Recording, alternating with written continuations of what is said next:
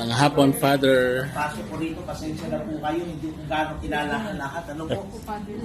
Ako po si Father Cesar, ang tatay ko taga Rosaryo sa Bacol, ano? Derek.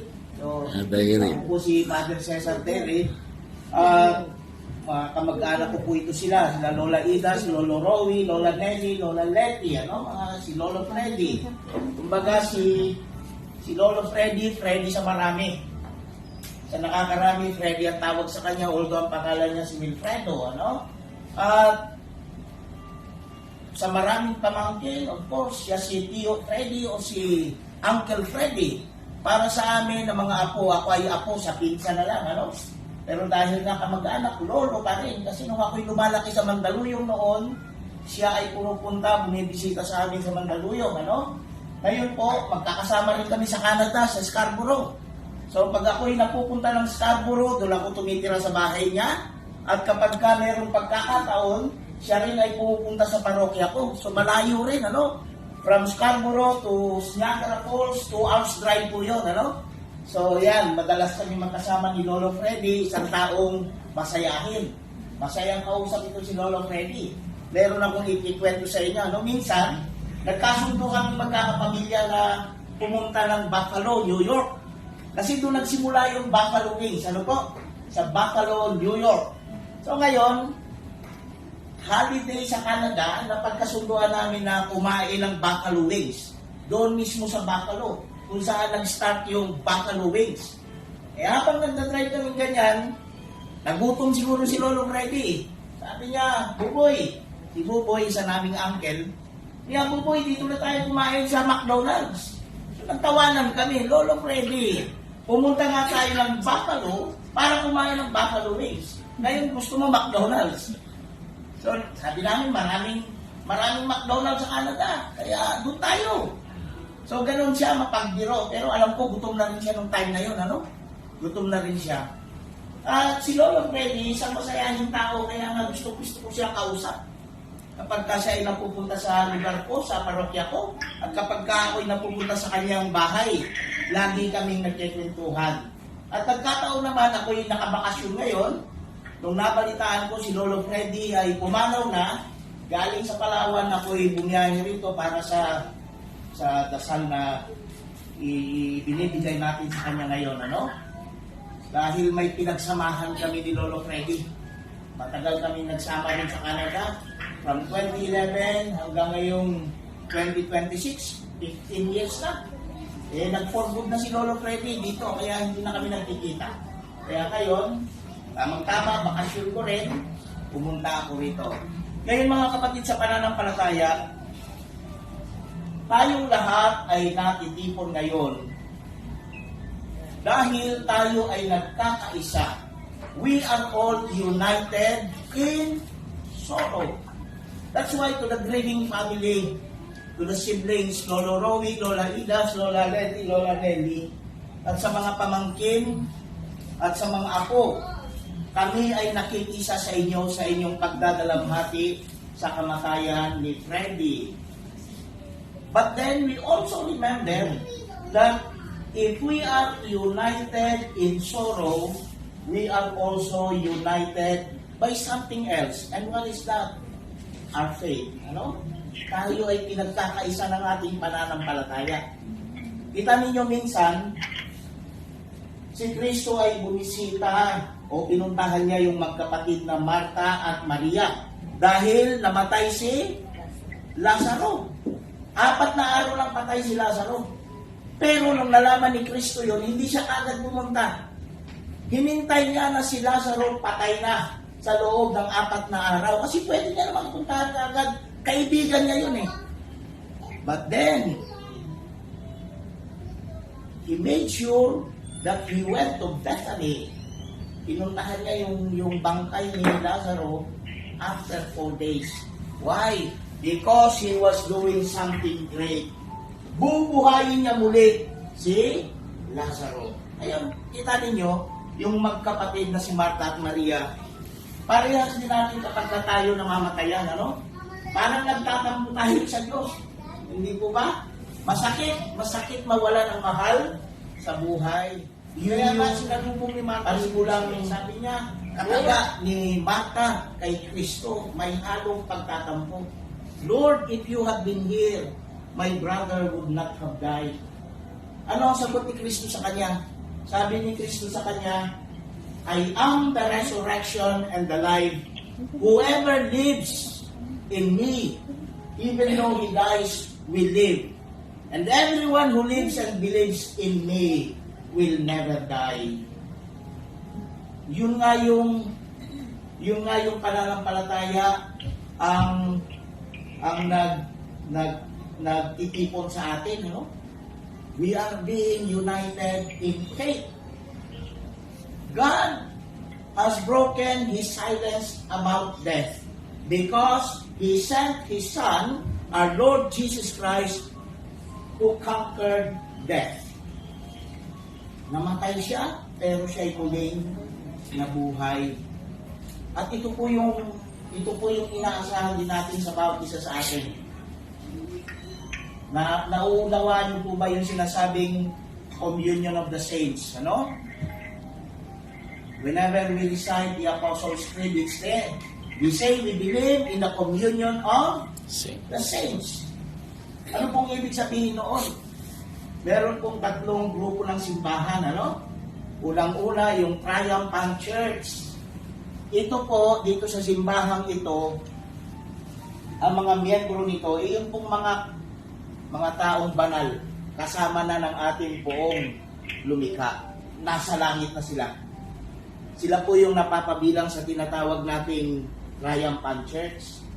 At yung pangalawang grupo ng simbahan, yung tinatawag nating Suffering Church, yun po yung mga taong nasa purgatorio, ano? Dahil sila ay namatay na merong bahid pa ng kasalanan and they are being purgated, ano? Nililinisan, kaya doon sila sa purgatorio. Eventually, kapag okay na sila, mapupunta na sila sa langit. At ang ikatlong simbahan, tinatawag na The Militant Church. Tayo po, naritong nabubuhay pa sa lupa. Tayo yung tinatawag na Militant Church. At ang kagandahan dito, sa tatlong grupo ng simbahan, tayo ay nagtutulong-tulungan sa pamamagitan ng panalangin. So, ibig sabihin, yung mga nasa langit at yung mga nasa purgatorio, ipinagdarasal tayong narito sa Militant Church. Tayo naman, ipinagdarasal natin yung mga nasa purgatorio. At sila rin sa purgatorio, ipinapanalangin nila tayo. And this is the tangible expression of our belief in the communion of the saints. Yun po yun, ano? That's why we say, I believe in the communion of the saints. Ngayon, ito po, alam ninyo, may mga taong pumupunta sa funeral or wake. No? Many people who go to wake or funeral, they do not know what to say. That seems to have the last power. Opo, mahal. See? But for us who believe, Opo, for us Christians, mahal we speak up, Christ is risen. We must realize that for God's faithful people, life is changed, not ended. Hindi naman natatapos ang buhay. Ang kamatayan ay tinatawag na doorway lang. Ano? Doorway into eternal life. Kasi nga sabi ni Kristo, I am the resurrection and the life. Whoever believes in me, even though he dies, will live. And everyone who lives and believes in me will never die. So, ibig sabihin, ang kamatayan parang pintuan lang na pinapasok natin para sa buhay na walang hanggan. Remember, my dear friends, that death is not the last period of the last sentence, of the last chapter of human story. Death has no more thing. Wala nang power yan para sa atin. Wala na. Tatandaan natin na ang last chapter ng buhay natin is meron tayo, mga mananampalataya kay Kristo. Ito yung tanong ngayon. Dahil lahat tayo, lalo higit sa pamilya, tayo ay nagdadalamhati. Is it okay to pray? Yes. It's okay to pray. But we pray with hope. See? Hindi tama yung in despair ka, hopeless ka. Kasi dinaig na ni Kristo ang kamatayan. Diba? Opo, Lola Idas. Ano? Si Lola Idas, nakasama ko rin sa Canada, ano? Lola Idas. So, ang ibig kong ipahiwati sa inyo mga kapatid, okay lang na tayo ay nagdadalamhati. Pero, we should not be in despair because that is eternal life as Jesus has promised each one of us. Patuloy tayong manalangin kay Freddy, kay Tio Freddy, kay Lolo Freddy. Ito po ay makakatulong ng malaki sa kanya mga panalangin natin. Ano? Offer one Our Father, one Hail Mary, and one Glory Be. Blessed po yun na offer sa kanya. Makakatulong ng malaki para sa kanya. That's why we look at him today inside his coffin. We look at him today and say, Freddy, you don't belong to death, you belong to Christ. At sa huling hantungan, si Wilfredo Freddy, pagbukulan natin siya ng huling pamamaalam, ipahayag natin ang ating pagmamahal sa Kanya, tanggapin natin ang maluwag sa kalooban ng Kanyang pagpanaw, at umasa tayong magkikita-kita muli sa piling ni Jesus. Doon ay wala ng dusa, kalungkutan at kamatayan, kundi ang namamayani ay lubos na ligaya at buhay na walang hanggan. Amen. Amen. Mga anghel, mga banal, tanang nasa kalangitan, hali kayo at samahan, ang iliw namin pumanaw sa piling ng o mahal. Si Kristo ang mag-aakay sa kandungan ni Abraham upang doon ay humimlay. Ang iliw namin pumanaw sa piling ng o mahal. Sa ilaw na walang hanggang, kapayapaan kailan may pagkamitin ng may kapal. Ang giliw namin pumanaw sa piling ng poong mahal. Ama naming mapagmahal, inihahabilin namin sa iyo si Freddy na pumanaw sa buhay na ito. Huwag mo siyang pababayaan at pamalakihin mo siyang buhay sa iyong piling.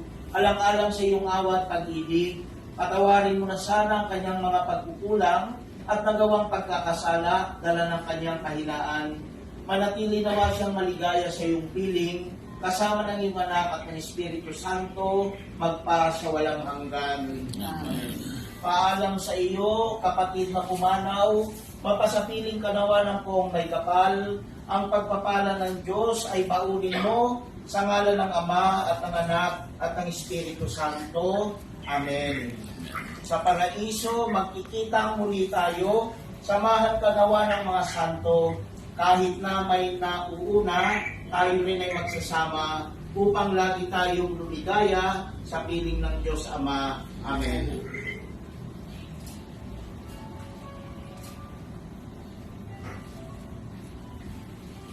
Sumainyo ang Panginoon at pagpalain kayo ng makapangyarihang Diyos, ang Ama at Anak at ang Espiritu Santo. Amen. Salamat po sa inyo. Salamat po.